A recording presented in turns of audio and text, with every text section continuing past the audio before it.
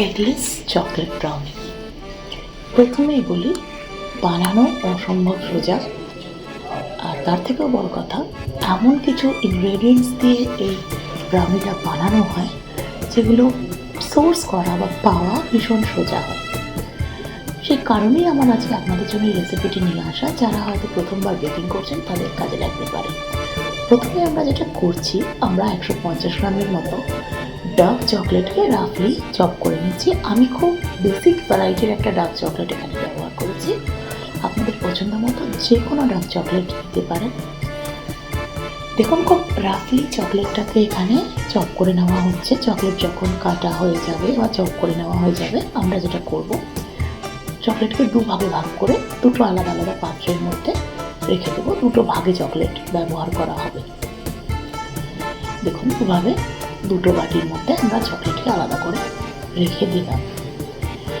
এরপরে আমরা যেটা করব, চকলেটটা যখন আমাদের চপ করা হয়ে যাচ্ছে, আমরা বাটার নেব।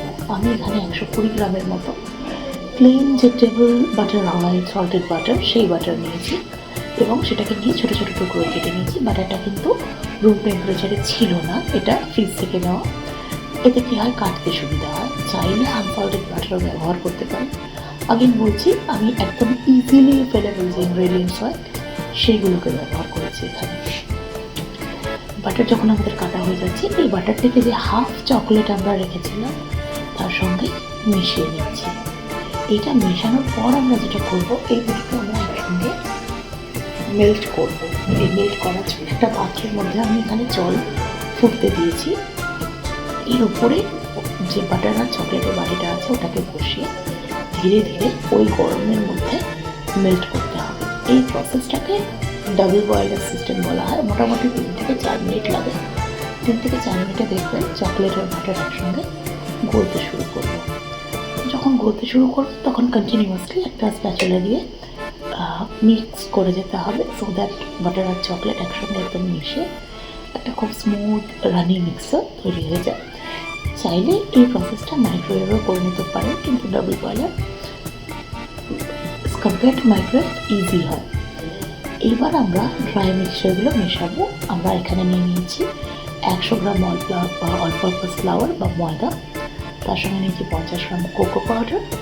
এই দুটোকে আমরা খুব ভালো করে মিশিয়ে নিচ্ছি। এই দুটো মেশানোর পরে আমি এর মধ্যে দিয়ে নিচ্ছি সামান্য পরিমাণ, মানে হাফ টিস্পুন বেকিং পাউডার আর 1 পিঞ্চ সল্ট। এই দুটো দিয়ে খুব ভালো করে মিশিয়ে নিচ্ছি।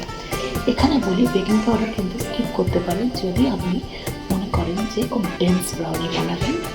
আমি সেটা করছি না। এগুলোকে ভালো করে মিশিয়ে নিলাম। এবার যেটা করবো, ওই যে আমরা চকলেটকে আর বাটারকে মেল্ট করেছিলাম, এর মধ্যে আমরা চিনি মেশাবো। 200 গ্রাম প্লেন পাউডার সুগার যেটা হয় সেটা নিয়েছি, মানে সাধারণ চিনিকে নিয়ে গুঁড়িয়ে নিলেই হবে।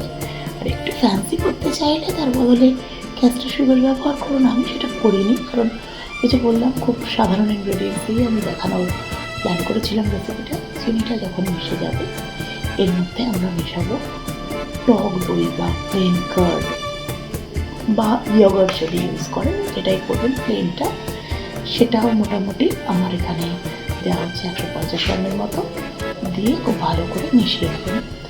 এটা মেশানো হয়ে গেলে এর মধ্যে আমরা 1/4 চা চামচ মতো ভ্যানিলা মেশাবো, ভ্যানিলা এসেন্স। এটা একেবারেই ফ্লেভারিংয়ের জন্য। এটা দিয়ে খুব ভালো করে মিশিয়ে নেব। এটা মেশানোর পর এর মধ্যে আমরা এবারে যে ড্রাই ইনগ্রেডিয়েন্টস আমাদের তৈরি করা ছিল, কোকো পাউডার আর অল পারপাস ফ্লাওয়ার, সেটাকে মেশাবো। আস্তে আস্তে করে মিশিয়ে নেব। এই মিক্সচারটাকে এবার একটা স্প্যাচুলা দিয়ে খুব ভালো করে বলবো না, লাইটলি রাদার ফোল্ড করতে হবে। ফোল্ড করে খুব ভালো করে মিক্স করে নিতে হবে। দেখুন, খুব লাইটলি এখানে মেশানো হচ্ছে, সো দ্যাট ড্রাই আর ওয়েট যে ইনগ্রেডিয়েন্টসগুলো আছে সেগুলো মিশে যায়। এবার এটা যখন মিক্স হচ্ছে, এই সময় আমি প্রেফার করি এর মধ্যে 50 ml এর মতো দুধ মেশাতে।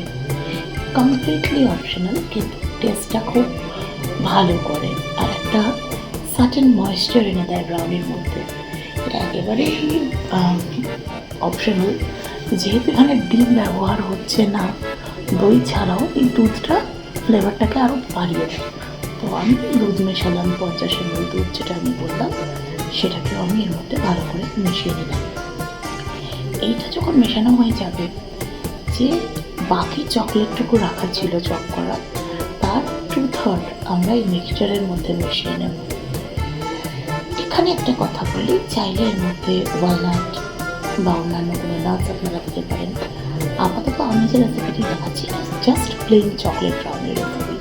চকলেট দেওয়া হলো, দিয়ে চকলেটটাকে আমরা খুব ভালো করে মিশিয়ে নিচ্ছি। আমি আগে থেকেই একটা বেকিং প্যান রেডি করে রেখেছি, সেটা দেখাবো। একটা 9 ইঞ্চের প্যান, এর মধ্যে বেকিং পেপার দেওয়া আছে। তো যে মিক্সচারটা আমরা বানালাম সেটা এবারে প্যানে আমরা ট্রান্সফার করে দিচ্ছি। ট্রান্সফার করে এক দুবার ট্যাপ করে নিতে হবে। আমি এই বেকিং পেপারের সিস্টেমটা খুব একটা দেখালাম না, এটা একটা খুব রেগুলার বেকিং প্যান, তার উপর দিয়ে যে বেকিংয়ের পার্চমেন্ট পাওয়া যায় সেই কাগজ দেওয়া আছে। এটা খুব সহজ উপায়। এবার দেখুন মিক্সারটিকে ট্রান্সফার করা হচ্ছে। মিক্সারকে ট্রান্সফার করার পর কিন্তু তারপরে ভালো করে ট্যাপ করে নেবেন, তাহলে করে যেটা হবে যে মিক্সার স্মুথ হয়ে যাবে আমাদের বেকিং প্যানটার মধ্যে। মিক্সার যখন স্মুথ হয়ে যাবে, এরপরে আমরা এর উপর দিয়ে বাকি যেটুকু চকলেট রয়েছে সেই সামান্য চকলেটটুকুকে ছড়িয়ে দেব। এটা অপশনাল, কিন্তু যেহেতু আমরা অন্য কিছু ব্যবহার করছি না, জাস্ট চকলেট, এইটুকু চকলেট কিন্তু এতে লাগবে। এবার এখানে একটা কথা বলি, আমার এটা 9 ইঞ্চের প্যান, আপনারা চাইলে কিন্তু এটা 8 ইঞ্চের প্যানেও করতে পারেন ব্রাউনিটা। সেক্ষেত্রে ব্রাউনিগুলো একটু উচ্চতাটা বেশি হবে। It's up to you completely যে কোন সাইজের প্যানটা নেবেন, তবে 7 থেকে 9-এর মধ্যে এই সাইজটাকে রাখবেন, কারণ যেটুকু মিক্সচার ব্যবহার হয়েছে সেটা একটা 7 থেকে 9 ইঞ্চের প্যানের মধ্যে হয়ে যাওয়ার কথা। দেখুন চকলেট দেওয়া হয়ে গেল। ইতিমধ্যে আমি এখানে ওটিজি ব্যবহার করেছি। আমার যে ওভেনটা আছে সেটাকে 180 ডিগ্রিতে 10 মিনিটের জন্য প্রি হিট করে রেখে দিয়েছিলাম। যখন মিক্সিং হচ্ছিল তখন এই কাজটা করা হয়েছে। এর মধ্যে আমরা ব্রাউনি যে মিক্সটাকে আছে রেখে দিলাম, দিয়ে 180 ডিগ্রিতে 30 মিনিট ধরে বেক করা হয়েছে। তারপর 15 মিনিট আমি একটা র্যাকের উপর রেখে ব্রাউনিকে ঠান্ডা করেছি, মাঝে একটা টুথপিক দিয়ে চেক করেছি, আর আমাদের ব্রাউনি কিন্তু রেডি। জানাবেন এই যে এগলেস চকলেট ব্রাউনি রেসিপিটি দেখালাম আজকে আপনাদের কেমন লাগলো, আর আমি ফিরে আসবো দেবযানী রান্নাঘরে অন্য একটি নতুন রেসিপি নিয়ে।